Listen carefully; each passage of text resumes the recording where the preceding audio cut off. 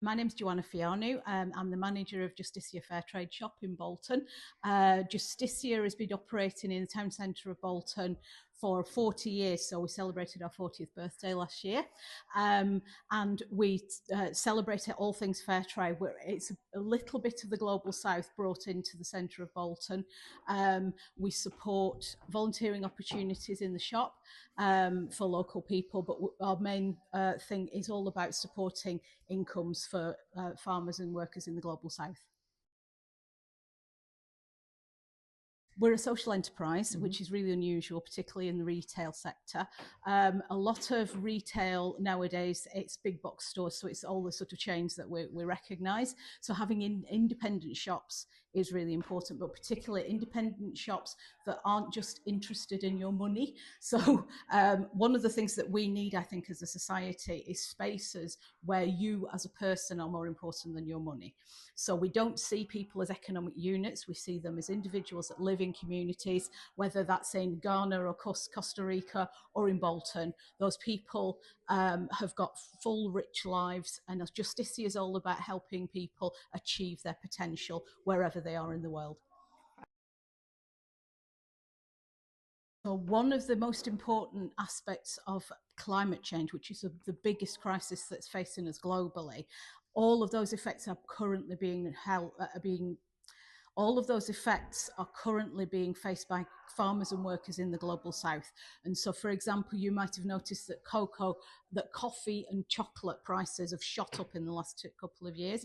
That's due to climate change. It's because the farmers and workers that have always relied on their family farms to make that income, that very small income that they do make, comes from growing crops like cocoa and coffee, and climate change has made that exponentially harder.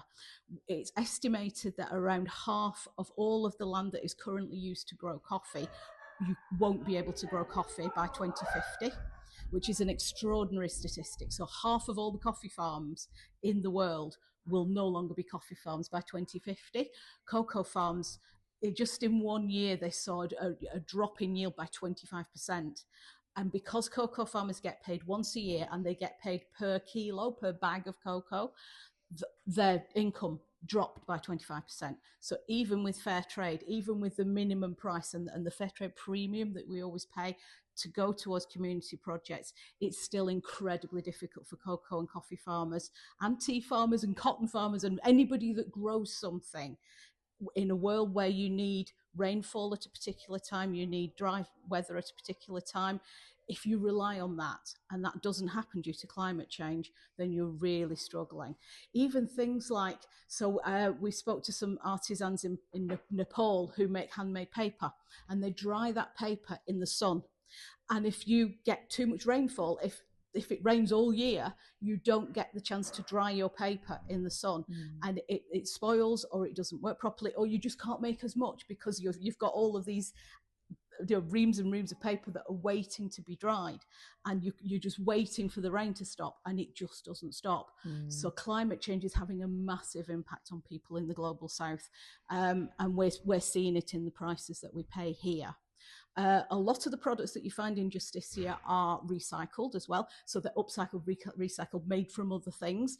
We do a range of wash bags, pencil cases, handbags called trashy bags, made in Ghana, and they're made out of water pouches. So this is something that would have been thrown away, and this company saw that they didn't really want all that plastic pollution, so they found a way of reusing it to turn it into beautiful objects. We've got recycled aluminium ornaments, we've got bowls made out of coconut shells, we've got musical instruments made out of coconut shells. All of these incredible handmade natural materials, because we're honouring traditional crafts, and that's what was always used before plastic was even a thing. These crafts existed, and so they're not used to using plastic for everything, and so that it's everything. Nothing ever gets wasted in the global south, and that's where it's really important that what we do as fair trade supports people and planet. It's a really important part of our mix because a lot of the fair trade products that we sell, they're gift items. They're the kind of thing that you only buy 2 or 3 times a year. Whereas having things that people will come back and back and back to buy is really important to us. And supporting, promoting people to be able to look after the environment more. There's a huge issue with plastic runoff going into oceans, and so I saw a statistic the other day: half of all of the sand in the beach is infiltrated with plastic waste. It's just terrible. So all of that sort of thing. One of the things that we do that not that many people in Bolton know about is we do refills. So if you buy an e-cover bottle of washing up liquid, use it, bring it back, and you can swap it for a refilled one, and that bottle can be reused dozens and dozens and dozens of times, and so that plastic never ends up going into landfill. It never ends up as waste, and it's just a really good way for us, and it helps. It's a little bit cheaper as well, so it helps with the pound in your pocket, as well as helping you fulfill our obligations to the planet. So we have, alongside our standard sort of 100-gram jars of fair trade tea and coffee, you can buy a 500-gram tub of fair trade, either decaf or ordinary coffee. We do catering packs of tea, and we can do sort of bulk buy on things like toilet paper. We can provide anything that you need. Basically, come to us because we are a small independent shop. We don't have a massive long supply chain. Come to us, tell us what you want. We'll try and turn it around as quickly as we can. And whatever you need, if in terms of an environmentally friendly product, we will do our best to get it to you. And because our supply chains are so short, it's likely that we'll be a little bit cheaper. We can do local delivery for free. So, if you're in Bolton Town Centre, we'll probably just walk over with your products. If you're a little bit further out, we'll probably pop in on our way home, kind of thing. So we can do that local delivery, or you can come and pick it up in the shop, give you an opportunity to have a look round. So anything that you want that will help you your workplace be more sustainable, we're happy to provide it. Brilliant. So Bolton's a very diverse place. There's lots of different community groups, people from the global diaspora, and those are the people whose families are being affected by fair trade. So it's really important that we connect the dots and sort of say, actually, Bolton exists within this framework of people from the global south came here, sometimes generations ago, sometimes very, very newly. We have volunteers that work for us in the shop from all sorts of different communities. So we've got people from South Asian background, people from African background that come and volunteer with us, and we support those people. Fair trade in Bolton has a very long history. At one point, Bolton was the biggest fair trade town in the world. First fair trade town in the world was Garstang up in Lancashire, and the community in Bolton saw what was happening in Garstang and thought, well, we could do this. But Justicia already existed, so they knew they had a fair trade shop. They had somewhere where people could go and get lots of fair trade products. The council really got behind it, and so because Bolton came so close on the heels of Garstang, it was the biggest fair trade town in the world just for a few months, and until a few bigger cities got involved. But yeah, there's a very strong and proud tradition of Boltonians supporting social justice movements and being sort of campaigning against things like this transatlantic slave trade. So Bolton and fair trade go hand in hand, really, and it's the perfect place to have a fair trade shop. So we work with local schools. Last year we did a poster competition that had over 100 entries with local primary school children, doing posters about their connection with fair trade, which was great. We go into schools and do assemblies and workshops. We sell our products at their Christmas fairs and that kind of thing. We work also with community groups and churches. So a number of churches in the borough have monthly fair trade stalls using our products, and it's a great way to get fair trade products into those, but out into the community. And we also go out and do outreach ourselves. So we have a stall on the Food and Drink Festival, which is always fantastic.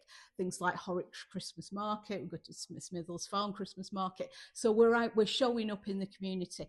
We know that not that many people will come into Bolton Town Centre to shop, so we need to meet people where they are. That's the great thing about having so many volunteers, is that we can go out to the community and bring our fair trade products and find people and talk about the benefits of fair trade and how important it is for us to support those farmers and workers. We get new volunteers in all the time. Around about 35 volunteers here. We do the shop is entirely staffed by volunteers. So 2 in the morning, 2 in the afternoon. We're open 4 days a week, so we're up to 16 already. And then we have people selling our products in the community, people that come in and help us tidy the stock room, help us put together orders. We've got an eBay store, so people will come in and help us put together e-commerce orders. We like to support people who have barriers to work. I'm of the firm belief that everybody can do something. So some of the people that volunteer with us have learning difficulties, and we basically will identify the things that they can do, the things that they're not comfortable with, and we will always make sure that we support whatever needs our volunteers have got.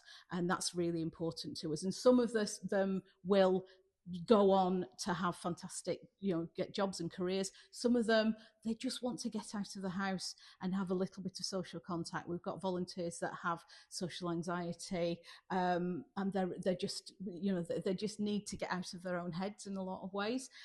So being in the shop, talking to the other volunteers and the customers is a really good way for them to just get that little social interaction that they're missing. It's arguably more expensive not to, because the impact of spending your money with the big polluters, so the big organisations who don't have a care for people and planet, the long-term impact of that is that we won't have a planet to live on. And I always think it's a matter of global solidarity. So if you want to be paid properly for your work, it's kind of your responsibility to make sure that money that you get paid for your work is spent supporting other people to have decent wages and decent living conditions. And so that act of global solidarity, a lot of people in the UK, they think nothing of giving, £2, £3, £4, £5 to charity, just like that, any charity. If instead of doing that, you just pay a little bit more for some of the things that are fair trade, that will arguably have a much bigger impact than giving it to charity. The farmers and workers that I have been in contact with over my many years of involved with fair trade, they don't want charity. They want to be able to sell their goods at a price that makes them be able to have a decent living.